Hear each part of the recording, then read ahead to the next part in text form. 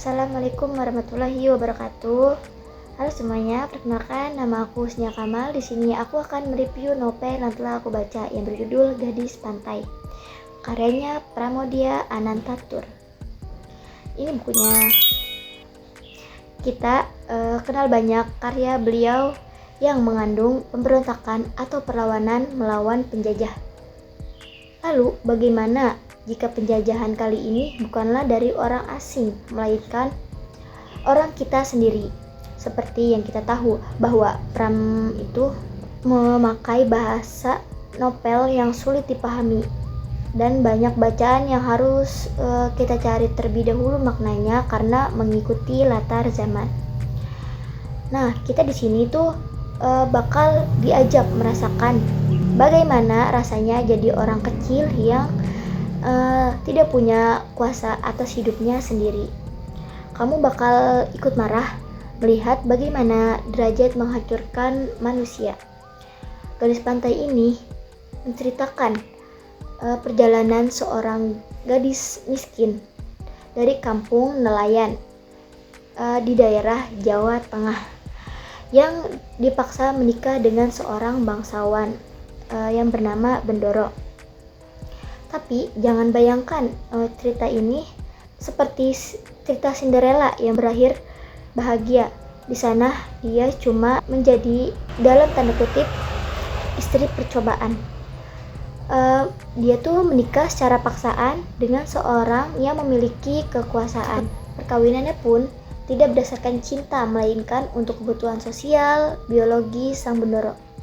Gadis Pantai harus meninggalkan kampung halamannya dan pindah ke rumah sang Bendoro yang sangat kaku dan penuh aturan, bahkan kejam, sehingga ia merasa terkekang dan tidak punya kebebasan seperti dulu.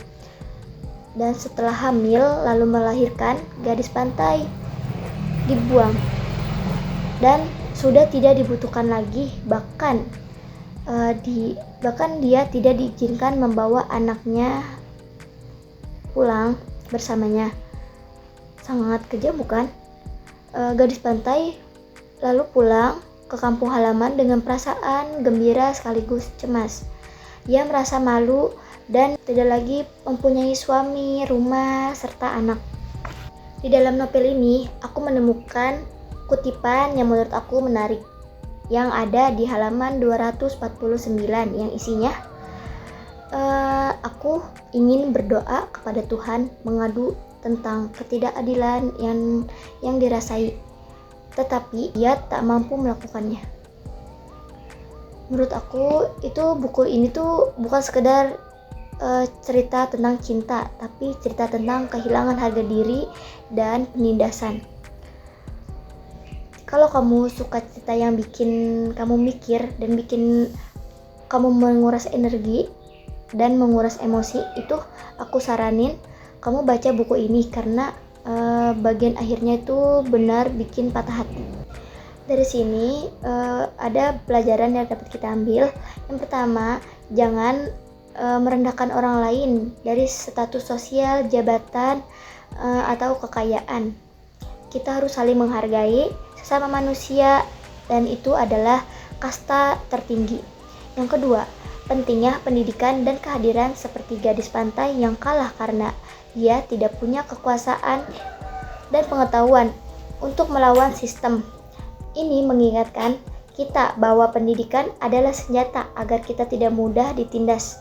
Yang ketiga, keberanian untuk menghadapi kenyataan meskipun akhirnya pahit. Nah, dari si Gadis Pantai mengajarkan kita tentang ketegaran.